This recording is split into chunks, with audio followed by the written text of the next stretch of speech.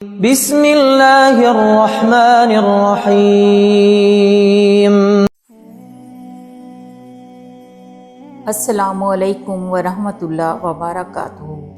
پیارے اسلامی بہن بھائیوں، کبھی کبھی انسان تھک جاتا ہے، دعاؤں سے، محنت سے، انتظار سے۔ ایسا لگتا ہے جیسے ہر در بند ہے، جیسے آسمان بھی خاموش ہے۔ لیکن سنو، یہ وہ لمحہ ہوتا ہے جب اللہ سب سے زیادہ قریب ہوتا ہے۔ اللہ تعالیٰ قرآن میں فرماتا ہے، مجھے پکارو، میں تمہاری دعا قبول کروں گا۔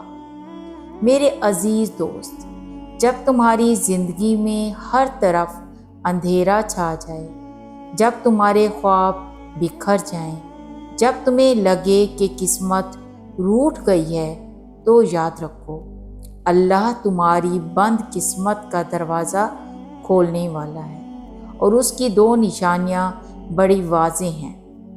پہلی نشانی ہے جب تم ٹوٹ کر بھی رب کے سامنے جھک جاتے ہو، جب تمہارا دل زخمی ہو، آنکھوں میں آنسو ہوں، لیکن سجدے میں سر ہو، تو یہ وہ لمحہ ہوتا ہے جہاں رحمت الہی تمہاری طرف دوڑتی ہے۔ حضرت علی رضی اللہ عنہ فرماتے ہیں، جب کوئی تمہیں دنیا میں ٹھکرا دے تو اللہ تمہیں اپنے قریب کر دیتا ہے۔ دوسری نشانی ہے جب تمہاری زبان سے اللہ کا نام بغیر کسی مقصد کے بے ساختہ نکلنے لگے۔ جب تم تنہائی میں ہو اور دل سے صرف یا اللہ نکلے، تو یہ اس بات کی علامت ہے کہ اللہ نے تمہیں یاد کرنے والوں میں شامل کر لیا ہے، اور جسے اللہ یاد رکھے اسے کون مٹا سکتا ہے۔